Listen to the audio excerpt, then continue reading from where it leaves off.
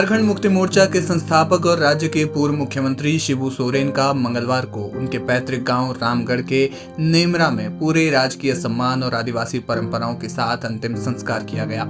उनके बेटे और वर्तमान मुख्यमंत्री हेमंत सोरेन ने पारंपरिक रीति रिवाजों के साथ अपनी मां रूपी सोरेन के साथ मिलकर पिता की चिता को मुखाग्नि दी। इस अवसर पर हजारों समर्थकों के साथ साथ देश भर के कई प्रमुख राजनेता मौजूद रहे, जिन्होंने शिबू सोरेन को श्रद्धांजलि अर्पित की। शिबू सोरेन के पार्थिव शरीर को अंतिम संस्कार से पहले रांची में झारखंड विधानसभा परिसर लाया गया, जहां विधायकों, मंत्रियों और वरिष्ठ अधिकारियों ने उन्हें श्रद्धांजलि दी। विधानसभा में उनके सम्मान में एक विशेष सत्र आयोजित किया गया, जिसमें उनके योगदान को याद किया गया। इसके बाद उनके पार्थिव शरीर को अंतिम दर्शन के लिए जेएमएम के केंद्रीय कार्यालय और फिर उनके पैतृक गांव नेमरा ले जाया गया। अंतिम यात्रा में हजारों लोग शामिल हुए। अंतिम संस्कार में कई प्रमुख राजनेता शामिल हुए, जिनमें कांग्रेस अध्यक्ष मल्लिकार्जुन खड़गे, लोकसभा में विपक्ष के नेता राहुल गांधी, पूर्व मुख्यमंत्री चंपाई सोरेन, आम आदमी पार्टी के सांसद संजय सिंह और पूर्णिया सांसद पप्पू यादव और बिहार के पूर्व मुख्यमंत्री तेजस्वी यादव शामिल थे। इसके अलावा झारखंड के कई वर्तमान और पूर्व मंत्रियों, विधायकों और विभिन्न दलों के नेताओं ने भी शिबू सोरेन को श्रद्धांजलि दी। राहुल गांधी ने शिबू सोरेन को आदिवासी समुदाय की सशक्त आवाज बताते हुए उनके सामाजिक और राजनीतिक योगदान को याद किया। पिता के जाने से व्यथित हेमंत सोरेन को राहुल गांधी ने गले लगाकर संभाला।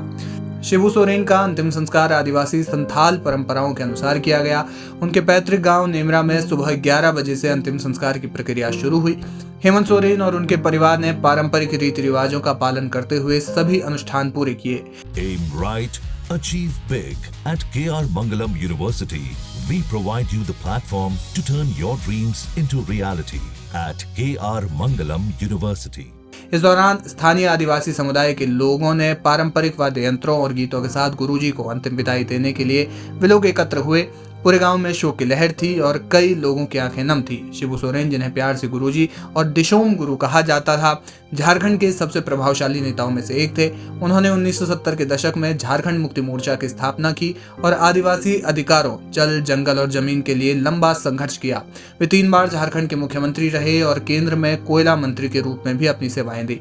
उनके नेतृत्व में जेएमएम ने झारखंड के अलग राज्य के आंदोलन को मजबूती प्रदान की, जिसके परिणाम स्वरूप 2000 में झारखंड का गठन हुआ।